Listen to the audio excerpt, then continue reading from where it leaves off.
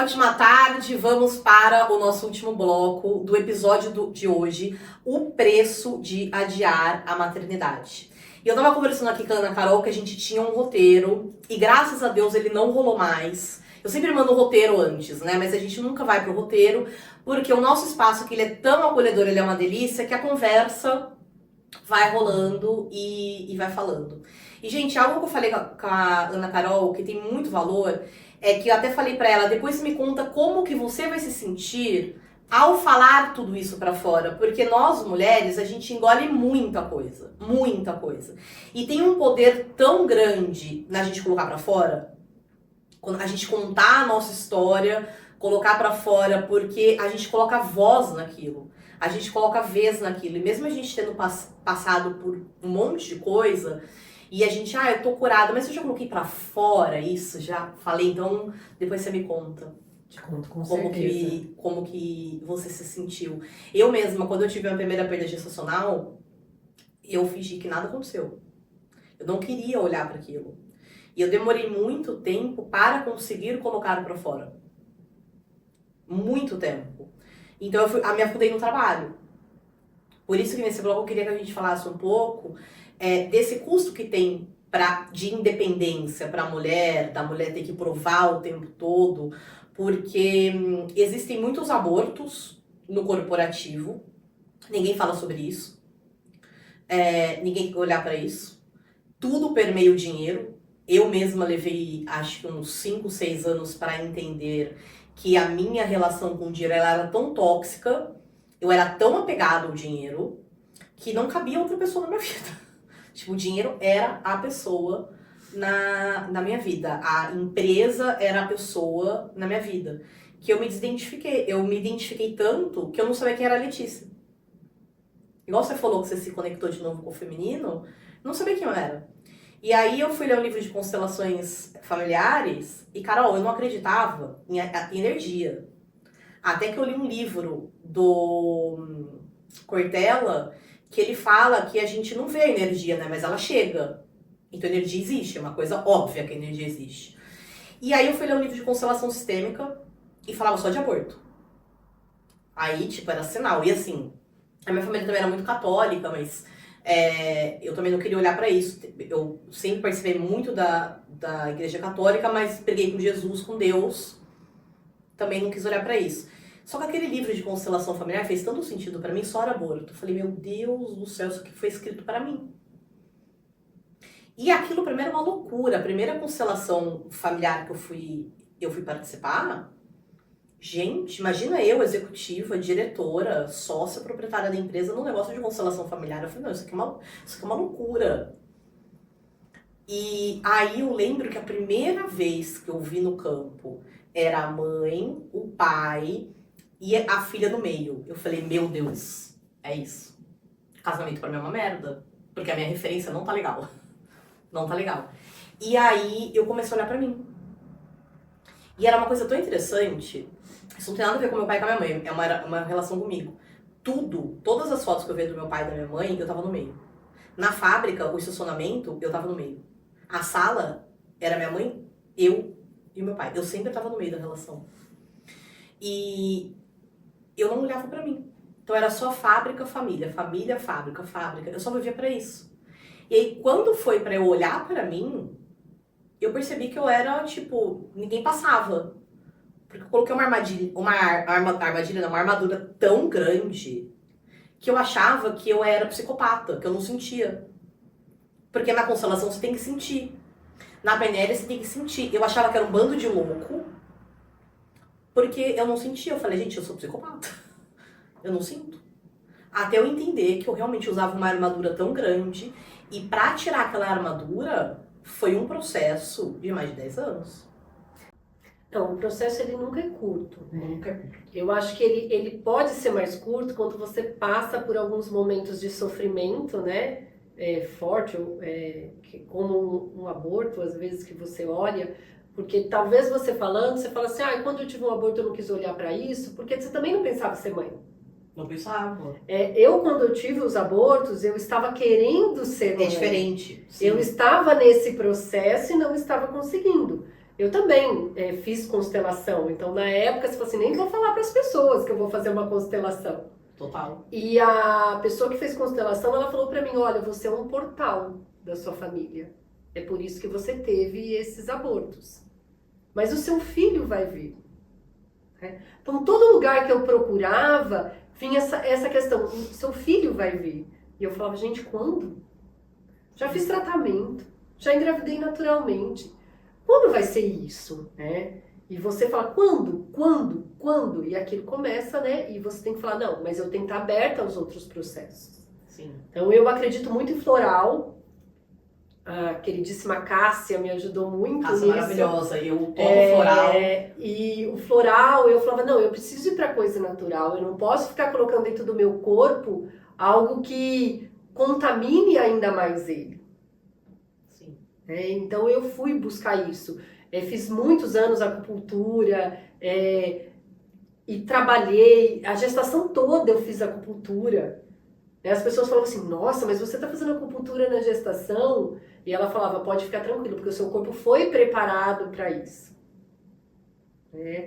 E aí você fala, você tem que estar aberta. Mas aberta é você mexer em feridas. Você vai para uma microfisioterapia, você vai trazer coisas que às vezes é tão da sua infância, dos seus primeiros dias de vida. A primeira vez que eu fui na microfisioterapia, a mulher, ela falou pra mim que eu tinha uma informação de 3 meses antes de eu nascer. Aí eu falei, tá de sacanagem com ela. Aí eu demorei 15 anos pra voltar nela, agora eu voltei. Exatamente. Porque era uma loucura, porque quando a gente tá, assim, numa posição de executiva, no corporativo, a gente só olha pra aquilo. É número... Resultado, número. E quando você fala, né, que lindamente que você entregou pra Deus, que conversou com Deus, gente, como é difícil entregar o controle. Totalmente. Assim, é muito difícil encontrar o controle. Pro médico, eu ia nas consultas no Dr. Davi, eu ia com uma lista de coisas para perguntar para ele. Mas... eu contestava, assim, várias coisas. Então, assim, hoje eu olho e falo, gente, assim... mas a gente foi treinada para isso. E eu acho que, assim, você fala assim, mas a gente é de uma geração em que as nossas mães não queriam que a gente tivesse o mesmo modelo delas. E tá tudo bem, eles queriam o melhor pra gente. Que nem os meus pais, eles não tiveram oportunidades de fazer faculdade. Então, qual que era a missão deles em relação às filhas? Uma das, né? Era que as filhas fizessem faculdade. Sim. A minha mãe, ela trabalhava, mas aí quando meu pai foi transferido para Rio Claro, de Piracicaba para Rio Claro, ela deixou de trabalhar para cuidar da filha. Só tinha a minha irmã mais velha. Depois eu nasci, depois a minha irmã mais nova. E ela se dedicou à família. Só que ao mesmo tempo, ela não queria... não é que ela não queria isso para nós, mas ela queria uma vida diferente daquela. Sim. Né? Eu até brinco com a minha mãe, né? Com todo o carinho e amor que eu sinto por ela. Ô mãe, você falou tanto que a gente tinha que trabalhar, não depender do marido, para depois ter filho, que esse negócio prolongou demais, né? E assim, ao mesmo tempo que as nossas mães, elas colocam isso pra gente, vai ser independente, vai ter sua profissão. A hora que você casa, todo mundo te cobra. Cadê seu filho? Quando você vai ser mãe? E aí você fala, gente... e se a gente, no nosso lugar de poder, a gente não se posiciona, a gente acaba caindo no alto-chicote. No alto-chicote. No alto-chicote. Na vida que a sociedade quer que você tenha, que ninguém tem, porque família é tudo margarina, né? Tipo, é tudo teatro. Então, nas cobranças das pessoas e aí... porque isso é algo que, pra mim, no corporativo, eu era uma chefe muito tóxica. Muito tóxica. Como eu negava a maternidade, naturalmente eu negava a maternidade das pessoas. Então, quando a mulher, ela engravidava, eu era aquela chefe que falava, nossa, agora vai licença maternidade, vem isso, vem aquilo, vem aquilo, vem aquilo, vem aquilo. Porque era uma dor muito grande em mim. Eu não queria olhar pra minha dor. Então era mais fácil... não, e eu falo que quando a mulher está numa posição de gestão, ela vai fazer uma contratação e ela fala assim, eu gostei, vamos falar, de um moço e de uma moça. Aí você já fala, bom, a moça, ela pode ser que ela engravide, fique fora. Aí você fala, gente, qual que é o nosso pensamento coletivo Qual que é o nosso feminino? pensamento? Exato, por isso que eu tô trazendo isso. O nosso pensamento, como chefe. Então ela tem 33, tem 4 putas, ela vai engravidar e tudo mais, melhor não. Eu tinha esse pensamento. E hoje eu vejo que isso é uma crença muito grande, por quê? Porque eu precisei ser mãe, claro, pra aprender isso, né? Tive um grande trabalho também do feminino, mas a mulher mãe, ela tem muitas habilidades inquestionáveis. É maravilhoso o trabalho com mulher mãe. Não, eu falo que a mulher mãe, ela é empreendedora desde o dia que ela descobre que ela tá grávida. Porque ela gera, né? Ela gera o dinheiro, ela gera a vida, seja do filho, seja ao seu redor, seja a vida dela. É muito poderoso. A gente gera o mundo, né? Eu falo que às vezes eu olhava o meu filho pequenininho e as pessoas dizem que ele é muito parecido com o pai. Mas eu brinco, o bracinho fui eu que fiz, a perninha fui eu que fiz. Porque, gente, é lindo isso. É lindo. Mas ao mesmo tempo, ele coloca a mulher, a gestação, ela é algo que coloca a mulher em risco. Sim. No período, né? Porque assim, e você já tem que trabalhar aqui. E eu também, a partir do momento que eu soube que eu estava grávida, e eu via que essa gestação estava progredindo, né? O momento mais feliz, eu lembro, visualizo isso, foi quando a gente foi na médica, que a minha médica foi a doutora Roena. A minha pressão subia cada vez que eu ia lá, porque eu assim, para mim era como se eu ouvisse o coração do meu filho, eu estaria tendo a certeza de que a gravidez ia adiante. Uhum. E aí, entre você descobrir e ouvir esse coração, tem pelo menos 5 semanas, 4 semanas ali. E eu lembro que o dia que eu ouvi o coração do meu filho, eu falo que foi a música mais bonita que eu já vi tocar na minha vida. Que lindo. Aquele dia eu tive certeza que eu iria ter ele no colo e que meu colo não estaria mais vazio. Uhum. Porque o que eu sentia era um colo vazio. Eu estava bem sucedida profissionalmente, eu tenho um relacionamento muito bom, mas o meu colo estava vazio. E o que mudou na Ana Carolina, depois que ela pegou o bebezinho no colo, que o Matheus nasceu, você como profissional? Eu acho que eu mudei muito. Eu acho que eu renasci, Uhum. né, no meu feminino. Não foi fácil, porque assim, eu por ser uma pessoa que planejo, que gosto de controlar, durante a gravidez eu li muito. Então, o conhecimento ele liberta, Mas ele aprisiona. mas ele aprisiona. Sim. E aqui quem tá ouvindo a gente é tudo mulher controladora, tá? Elas escutam. Elas entendem a gente. Ele aprisiona demais. Uhum. Porque eu, por exemplo, a minha mãe, ela não conseguiu amamentar as filhas. E ela conta isso pra gente e tá tudo bem, estamos todos aqui saudáveis. Mas pra mim, amamentar era algo como se fosse... Obrigação. Eu não falo nem obrigação, mas como se eu fosse assim, olha mãe, eu consegui, entendeu? Uhum. Então eu não tinha a opção de não conseguir amamentar da minha cabeça. Uhum. E o que aconteceu? Não amamentou. Eu não conseguia amamentar. O meu leite demorou para descer, quando ele desceu todo de uma vez, eu tive uma mastite muito severa. E a gente tem uma militância dentro dessa questão da amamentação muito forte. Sim. Dependendo da profissional que você até contrata para te ajudar, ela trata aquilo como assim, não, você vai conseguir, faz isso. E aquilo mexe, que nem eu usei Mamanute, concha, colher. Carol estava na Bahia e eu descobri que eu ia amamentar uma semana antes da Beatriz nascer. Com 40 semanas eu parei assim, eu tava no outro universo. Falei, nossa, tem esse negócio de amamentação, né? Preciso ver como é que funciona isso. Aí, beleza, fui ver tudo mais. Aí quando a Beatriz nasceu, cara, amamentar não é uma coisa fácil.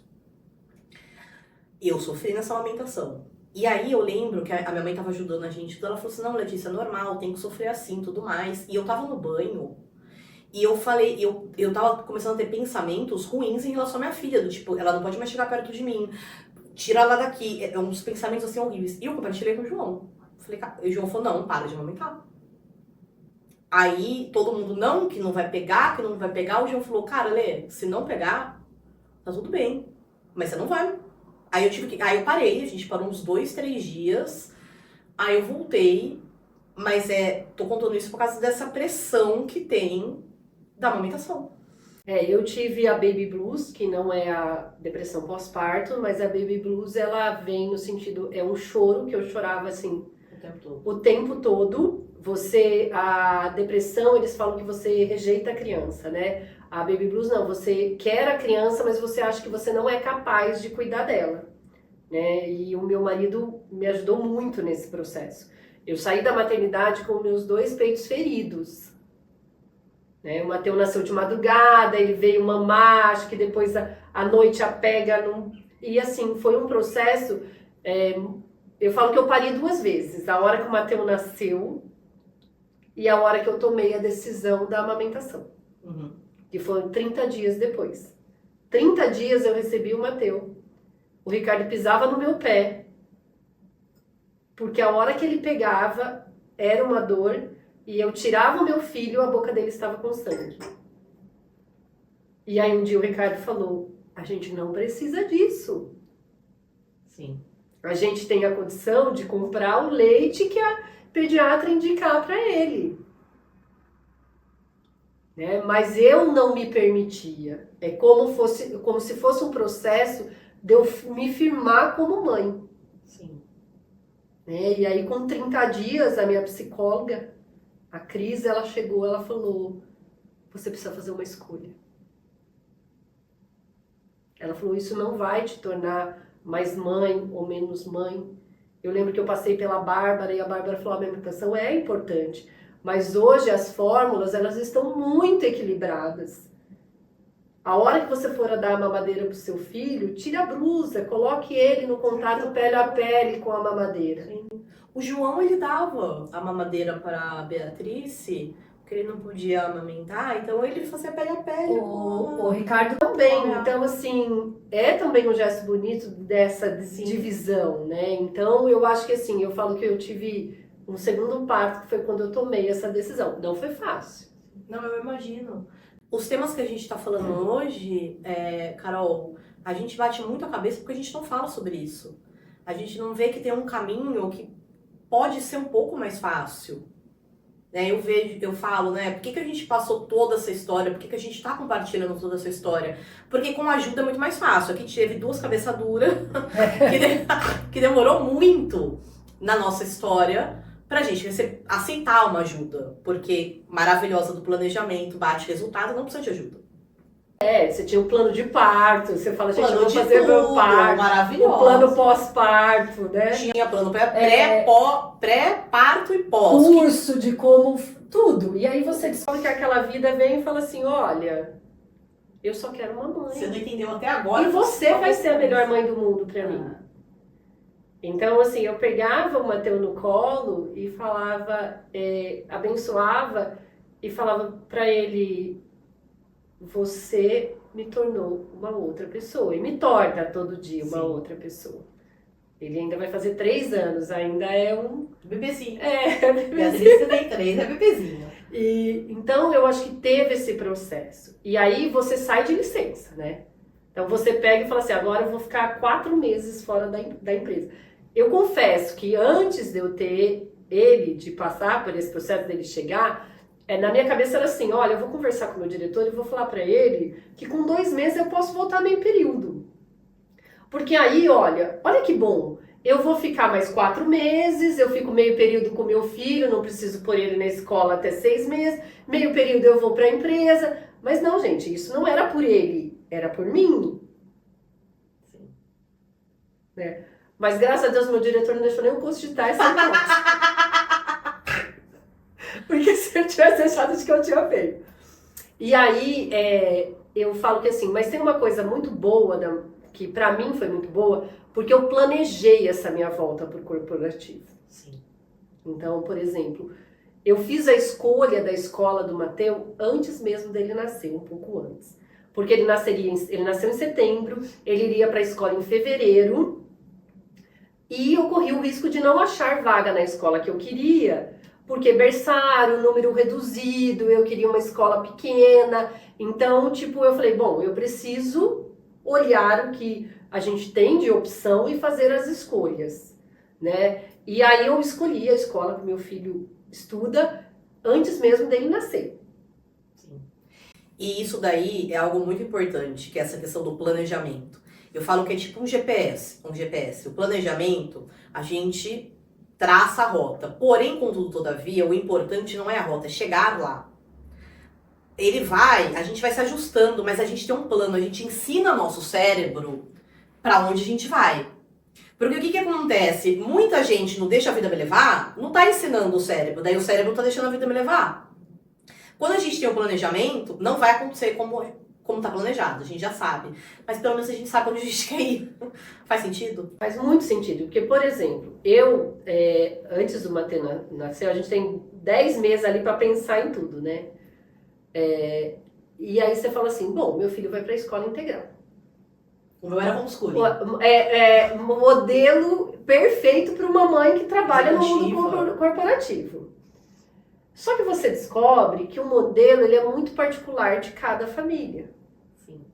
Quando ele chegou nessa dificuldade da amamentação, a gente buscou um suporte externo, né? Os nossos pais são mais velhos, então tipo a gente não queria demandar disso deles e a gente contratou na época uma babá enfermeira que ficava com a gente à noite os primeiros 30 dias para me ajudar todo nesse processo, porque eu tinha que massagear antes de amamentar. Então ela ajudava, ela vinha 3 noites, as outras noites o Ricardo me ajudava, mas ele também tinha que trabalhar. Sim. O pai não tem 4 meses de licença maternidade. E a gente falou, nossa, olha, acho que esse modelo vai funcionar. E a gente decidiu que ela ficaria conosco até 3 meses à noite, que era o período mais cansativo, cada família entende qual vai ser o período mais cansativo. E depois a gente fez uma proposta para ela ficar com o Mateus no período da manhã e ele ir para a escola só à tarde. Ou seja, tudo mudou. Tudo mudou. É isso. E ela tá com a gente até hoje nesse modelo. Sim. Isso que você falou tem muita importância, porque cada família, quando a gente sente, né? Quando a gente está conectada com o nosso corpo, com o ambiente que está acontecendo, cada família valoriza algo. Para cada família funciona uma coisa e para outra não. E para cada mãe, porque tem também. mulheres que vão ter filhos no corporativo e vão decidir sair do corporativo. Tá tudo bem, porque a gente julga a mãe que fica em casa, mas a gente julga a mãe também que sai para trabalhar. Não, a gente julga de qualquer jeito. A mulher vai tomar pedrada de qualquer jeito. Então, os modelos, eles não são iguais para todo mundo. Sim. Cada um tem que trazer esse modelo, né? Então, eu consegui isso para mim. Ana Carolina foi ótimo. Estruturar o modelo que eu estava desenhando, que eu recalculo algumas rotas ali, para poder voltar tranquila para o corporativo. Sim. Porque também não adianta você ir trabalhar, e é o que eu falo muito, né? A cabeça, você vai no trabalho, mas a cabeça tá na família, e aí você chega em casa, a cabeça tá no trabalho, sabe? Eu falo assim, às vezes a gente vê algumas mães acessando a câmera da escolinha e tal. Eu prefiro partir do princípio, eu fiz uma escolha que eu preciso confiar. Se eu estiver no meu trabalho monitorando como o meu filho está na escola, para mim não funciona. Não funciona. Para mim também não. Então assim, eu tenho que ter confiança que se algo ocorrer, a escola vai Quando eu coloquei a Beatriz no primeiro ano da escola, o João falou que eu ia matar ele, tipo, operar ele, e eu não conseguia trabalhar, porque eu não confiava. E aí, o que acontecia? Uma mãe que não confia com quem o seu filho tá, seja babá, seja com os pais, seja na escolinha, ela não trabalha. Não tem como. Porque ela fica... O que estão fazendo com a minha filha? O que estão... não sei o quê. Então, a gente precisa dar segurança. E você precisa ter abertura de conversa nesses ambientes. Totalmente. Então, por exemplo, a babá que fica com meu filho no período da manhã, eu não fico mandando mensagem para ela toda hora. O dia que eu não consigo vir na hora do almoço, eu passo uma mensagem para entender como foi a manhã dele. E ela sempre me fala, dormiu bem, comeu bem, hoje ele fez isso ou fez aquilo. Porque como ele tem o segundo turno na escola, às vezes você tem que orientar um pouco. Sim. E mesma coisa a escola. Sexta-feira eu estava trabalhando, a escola mandou WhatsApp. Posso te ligar? O coração da mãe Eu piro. dispara. Dispara. Aí ela falou, não, mas tá tudo bem. Aí ela ligou, ele numa brincadeira com os amiguinhos, ele caiu, topou os 2 dedão que tirou a ponta dos 2 dedões. A escola trouxe hoje pra mim. Olha, mas ele tá bem, ele já tá brincando. Eu preciso buscar ele agora? Não, a gente só tá te avisando para que você não chegue aqui e veja a criança descalça com os 2 dedos machucados. Então, essa relação de confiança dentro dos ambientes em que o meu filho está, ela é muito importante para mim. Sim. O Mateus foi para a escolinha com 5 meses e pouquinho, né? Eu voltei a trabalhar 2 semanas depois, eu estava num evento, de uma convenção de vendas no Guarujá. E aí, nesse momento, eu comecei a criar estratégias. Não, fica aqui, levo todo mundo para lá, né? Uma das madrinhas dele tem um apartamento no Guarujá, vou pedir para ela um apartamento, meu marido vai lá, trabalha com ele, eu levo minha mãe. Aí chegou um momento que eu falei, para! Pode ser mais leve, né? A estrutura dele tá aqui, não tá lá. E ele vai estar aqui com o pai, ele vai estar com os avós perto, os tios, a babá, a escola. Então imagina eu tirar ele de todo esse ambiente. Né? Eu cheguei a viajar e ir para o Mato Grosso, chegar num dia na hora do almoço, à noite o Ricardo falou, ele está com febre. E aí você fala, eu volto. Aí no outro dia você adianta tudo que você tem que fazer, você olha, não tem lugar no voo. E tem uma confiança também, quando a gente trabalha, pelo menos a minha experiência, que a gente decide voltar a trabalhar tudo, que é o confiar no pai, né? Para quem tem o pai presente em casa. Eu vejo, muitas vezes que eu vou viajar, eu fico no máximo 3 dias fora. Eu nunca fiquei mais de 3 dias fora. Mas ela fica com o João. E o confiar no homem, para mim, foi muito difícil. Mas é libertador. Sim. Então, assim, eu chego a casa, tá, de perna para o ar. Eu nem olho pra isso. Porque assim, ela tá bem, saudável, ela adora a bagunça, tá tudo ótimo. Isso foi um processo que eu aprendi muito. Que é o parar de querer dar conta de tudo sozinha. Exatamente. Hoje, isso até um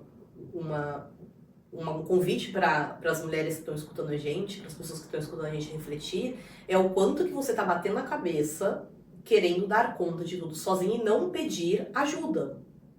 Eu bati demais. Tanto é que hoje eu sou consultora de empresa, eu sou mentora de mulheres justamente para que, cara, não bata a cabeça como eu bati.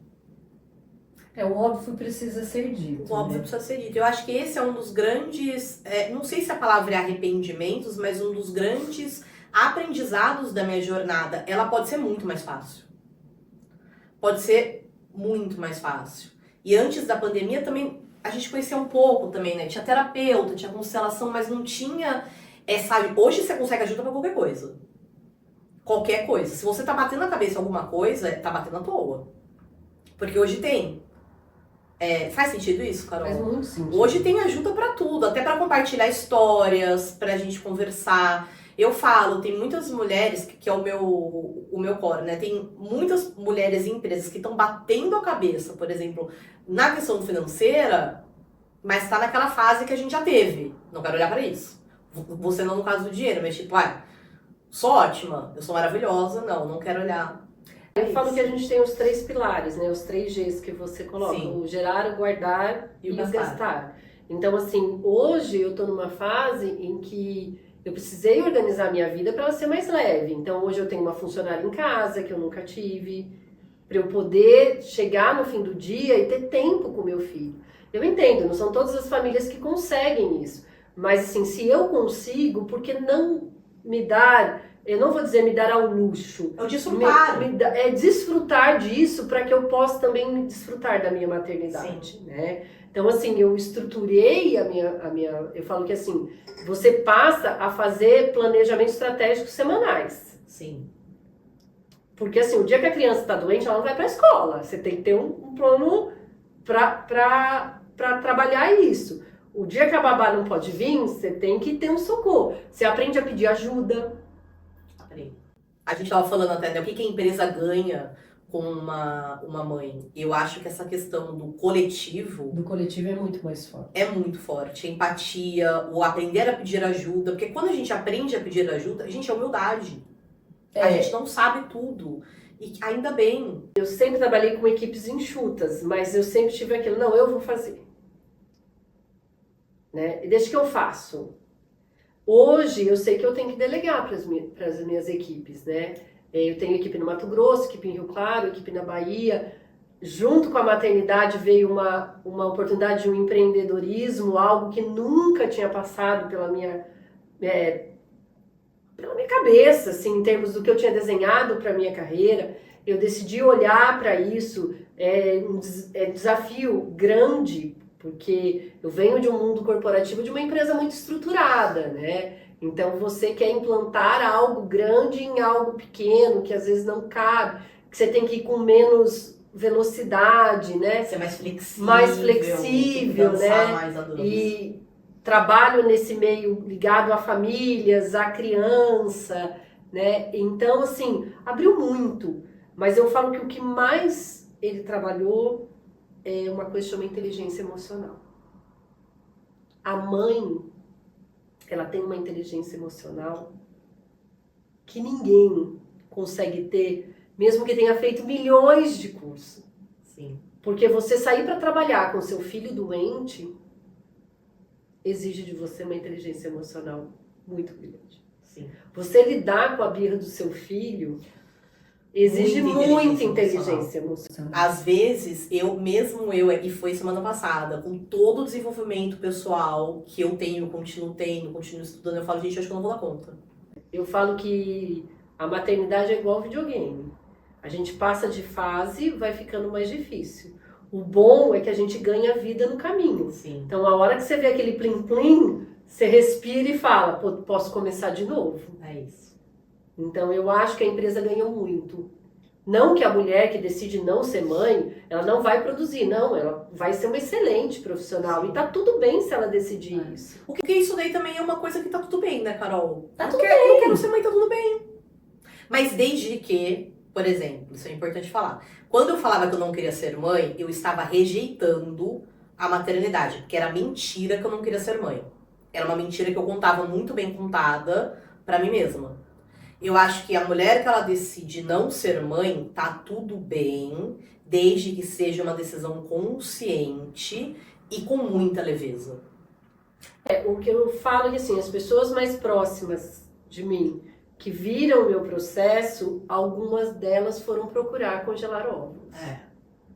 Então eu acho muito isso assim na minha história eu vejo, sabe? Porque eu realmente excluía muito a maternidade da minha vida. Assim, eu nunca posso ser mãe, era uma coisa forte mesmo. E então não era leve. Se não é leve, é porque tem uma informação. Sim. Agora, se eu sentasse e falasse, não, realmente eu escolhi, não quero, tudo mais, já acordei com meu marido. Tanto é que a primeira pergunta que eu fiz pro João quando ele me pediu namoro foi você vai querer ser pai? E ele assustou, assim. Eu falei, não, porque assim, não que eu quero ser mãe agora, mas eu quero ser mãe. Foi o primeiro homem que eu deixei claro que eu queria ser mãe.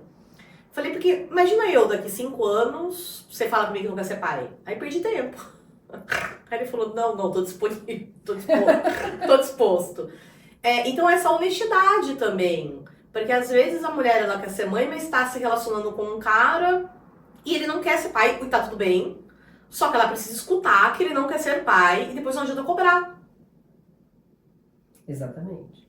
Porque eu era uma tipo, cobradeira de pedágio. Eu cobrava todo mundo, porque a minha autocobrança era tão grande que eu precisava cobrar o mundo. Então eu comecei a ser mais verdadeira, sabe? Comigo mesma. Tipo, você quer ser pai? Ah, tô disposto. Aí acabou que a Beatriz veio muito rápido, mas não era o objetivo No primeiro momento. Então eu vejo que eu menti muito pra mim, sabe, Carol? Eu acho que esse é o... Eu acho que é o grande ponto. Você falou uma coisa muito importante. Eu acho que quando a gente mente muito pra gente, a gente acredita. Muito. A história é bem contada. E aí você precisa em alguns momentos refletir. Porque hoje a mulher, como você falou, se eu tô num relacionamento que ele não quer ser pai, ok. Você precisa ouvir isso e trabalhar se você quer estar com essa pessoa. Sim. Ou não. Né? Então, a mulher, ela tem um relógio biológico. Mas hoje ela tem a medicina também para ajudar. Existe custo? Existe, mas tá aí. Então precisa ser falado sobre isso. Né? Aí, hoje mesmo, quando eu comentei na minha equipe que eu vim aqui, uma das meninas falou assim, se você soubesse tudo que você ia viver, você tinha feito diferente? Aí eu parei para pensar, eu não ia saber como é que ia ser, entendeu? Hoje é muito fácil falar, eu teria mudado. Não, mas eu gosto da área corporativa, eu amo o que eu faço, sabe? Eu hoje me sinto completa nesses dois mundos. Algo que eu vejo muito hoje nos jovens, pra gente ir finalizando, geração Z, essa nova geração, é que eles têm uma disponibilidade para trabalhar o emocional, a saúde emocional, que antes, na nossa geração, a gente não tinha. Então, com 18 anos, eu tava no bar. Faculdade, bar, papapá. Esses dias eu fui num grupo que tinha um menino de 17 anos trabalhando terapia corporal. E eu fiz, que coisa linda. Porque na minha época não era assim. Então, eu não faria nada de diferente do que eu fiz. Porém, eu não repetiria muita coisa do que eu fiz. Exatamente. Hoje eu vejo e reforço muito isso. Se tem algo que eu poderia ter mudado no meu passado, era escutar mais, ser humilde, então assim, cair real do salto e escutar mais as pessoas. Me escutar mais e ser menos teimosa. Assim, confiar mais na vida e ser menos teimosa. E eu acho que se eu fizesse isso, o meu caminho já teria sido mais leve. Eu acho que assim, hoje as terapias, como você falou, hoje eu tenho acesso a muitas terapias. Imagine na época em que a gente estava no colégio, o colégio vinha para uma mãe e falava assim, você precisa levar seu filho na psicóloga, porque ele tinha um problema. Total. Então assim, hoje a gente expõe os nossos filhos a isso. A Beatriz faz terapia desde que antes de ela ser concebida. Exatamente. E eu falo, o meu filho vai ter trauma? Vai. Total. Mas que sejam aqueles que ele consegue tratar na terapia. Então, assim, passa a ser natural. Então, assim, E é um mundo diferente, mas no sentido que o mundo tá convidando a gente a se conectar com a gente, sabe? E a gente não tinha isso antes. Então é por isso que eu falo, se você tá batendo a cabeça em alguma coisa, para de bater a cabeça porque tá te custando tanto só pra querer manter o planejamento rígido. E eu acho que a mulher, ela precisa vir muito no resgate do feminino dela. Sim. A gente ocupou um espaço que foi muito importante, né? Mas que esse espaço a gente não tá permitindo que o homem ocupe o espaço dele. Sim. E é claro, quando você tem alguém tomando uma decisão, por que o outro vai tomar? Então eu falo que eu, como mãe de menino, tenho claro de que eu preciso trabalhar junto com o meu filho, de que ele vai ter uma mulher forte ao lado dele, mas que ele tem um papel de homem que é muito importante. Tem valor, né? Ele tem valor. Sim. Então eu acho que a gente ocupou um espaço que é lindo, né? Ver as mulheres estarem em profissões que nunca foi imaginado, né? Mas que existe um preço para isso. E hoje pode ser mais leve, né? E o feminino não é você falar assim, eu me visto como mulher. Não, o feminino é aquilo que está ali. Quando você trabalha numa equipe que tem mais mulheres, você saber acolher. Você vai saber que o ciclo menstrual ele tem fase a cada 7 dias e que tem um período em que a mulher ela tá mais emotiva, outra ela tá mais ríspida. Claro, a pessoa tem que ter a sua parte emocional para trabalhar isso. Mas você tem que olhar para aquela mulher. Mas aí a gente não olha para o homem? Não, a gente olha para o homem. Porque um ambiente onde tem mulher saudável, o ambiente é saudável. Sim. Aí a gente consegue olhar para o homem, né? Pra gente conseguir olhar pro homem, primeiro a gente precisa olhar pra gente. A gente primeiro precisa se ver. Porque a mulher é um termômetro de qualquer relacionamento ou ambiente. Qualquer. A gente deixa, eu falo muito isso pra em pitches de vendas no Instagram, a mulher, ela deixa o ambiente em 2 segundos maravilhoso, ou ela acaba com o ambiente. Exatamente. Por isso que é muito importante e é a nossa responsabilidade de trabalhar o nosso desenvolvimento pessoal para a gente conseguir ver o outro, né? É constante. E eu sou sempre muito aberta a trabalhar o meu desenvolvimento. Para voltar a trabalhar, eu fiz uma mentoria de maternidade, porque você fica muito naquele quem eu sou, entendeu? E eu lembro que eu ouvi uma frase numa palestra uma vez que a pessoa falava: quando você decide casar, você decide ser mais esposa do que profissional. Quando você decide ser mãe, você decide ser mãe mais profissional. Então, aquilo naquela época surgiu como se eu tivesse que fazer escolhas. É o ou, né? Não pode ser o o e. É Então ou isso ou aquilo. eu falo, não, é e, você faz escolhas. Sim. Hoje o meu filho com 3 anos, ele precisa mais da Ana Carolina mãe do que da Ana Carolina profissional. Daqui a pouco isso vai se invertendo, né? Então tem momentos, você tem que saber qual que é o ciclo que você está vivendo. Respeitar a realidade. E respeitar a realidade que você tem. Então eu acho que eu me tornei uma pessoa melhor. Muito melhor, por sinal. Sim, também muito melhor. Ser mãe é algo maravilhoso. Carol, muito obrigada. Obrigada a você. Onde que as mulheres te encontram? Mulheres que se identificaram com a sua história, que queiram conversar com você. Não sei, tá aberto? Não, o Instagram não é aberto, Tá. tá? Ele é acmaian, né? @acmaian, mas fico à disposição. Quem quiser o meu contato pode pedir para ler também. Ela passa, eu estou aberta. Essa história é minha, cada um tem a sua história, principalmente nessa trajetória de maternidade, né? Essa é a minha história, foi a forma com que eu ressignifiquei tudo o que eu passei, né? E pude ter, né, o meu presente, né? O Mateus chama Mateus porque Mateus significa presente de Deus, né? Uhum. Porque eu me permiti a viver tudo aquilo que a vida estava me colocando. Doeu muito. Mas doeria mais sem o Mateus. Doeria muito mais. E hoje eu olho a minha história, hoje eu achei que eu me emocionaria muito aqui falando, né? Mas eu vejo que é uma história muito bonita. E essa história me fez ser uma mãe, uma pessoa, uma esposa melhor, né? A maternidade também traz muitos atritos entre o casal. E eu falo pro Ricardo, a gente tem que se escolher todo dia. Todo dia. Porque a referência do Mateus é a nossa família. Sim. Carol, muito obrigada de Obrigada coração por também. você compartilhar a sua história com a gente. É uma história muito potente.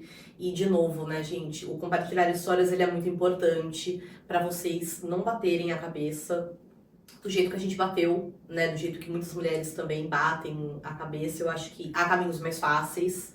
Não quer dizer que vai ser fácil, no sentido de não ter esforço. O esforço existe.